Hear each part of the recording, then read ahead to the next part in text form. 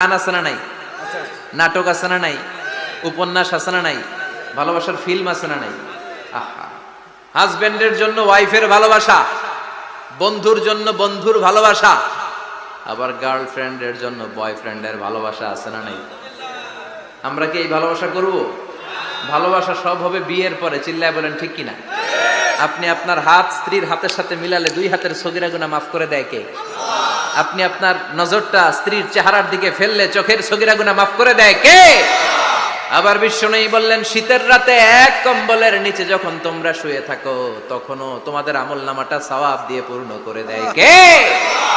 কি সুন্দর ইসলাম! What a balanced religion we have got from our lord. আল্লাহর কাছ থেকে কি ভারসাম্যপূর্ণ জীবন বিধান আমরা পেয়েছি। পরকিয়া করলে গুনাহ, আর স্ত্রীর সাথে ভালোবাসা প্রকাশ করলে সওয়াব আছে না নাই? আপনি ভালোবাসার কথা স্ত্রীকে বলবেন, স্ত্রীর প্রশংসা করবেন, তার সাথে খুনসুটি করবেন, সওয়াব আছে না নাই? কিন্তু ভাবির সাথে করলে গুনাহ আছে না নাই? শালীর সাথে করলে, কাজিনের সাথে করলে, আল্লাহ তুমি বুঝার তৌফিক দাও।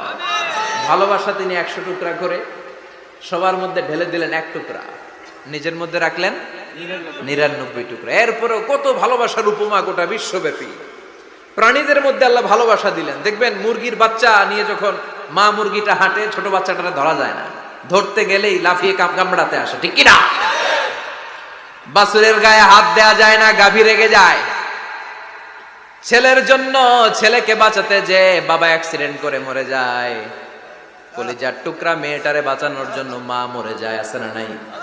আমি নিজে পেপার কাটিং এ পড়েছি, বন্যার পানিতে পানি খেতে খেতে মা শেষ। দুধের বাচ্চাটা মেয়েটারে বালতির মধ্যে ধরে মা মাথার উপরে তুলে ধরেছে, বন্যার পানি খেতে খেতে মা শেষ, বাচ্চা মরে নাই। তার মানে কলিজার টুকরা মেয়ের জন্য মা জীবন বিলিয়ে দিয়েছে। 1 টুকরা ভালোবাসার ছিটে ফোঁটা তোমরা পেয়েছো। সাইয়েদনা আদম থেকে শুরু করে up to the day of judgement, কিয়ামত পর্যন্ত সবাই মিলে আমরা ভাগে যুগে কয় টুকরা? কথা বলেন। আর আল্লাহ নিজের কাছে রেখে দিয়েছেন কয় টুকরা? তাহলে ভালোবাসা আল্লাহর বেশি না কম? আল্লাহ তুমি দয়ার সাগর, রহমানুর রহিম, তোমার দয়ায় পূর্ণ আমার সারা নিশিদিন, তোমার দয়ায় পূর্ণ আমার সারা নিশিদিন। সুবহানাল্লাহ পড়ো। আল্লাহর যে এই অপার দয়া ভালোবাসা, এটার উপর আস্থা আছে তো? নাকি নিজের ঈমান আর আমলের উপর আস্থা রাখবেন?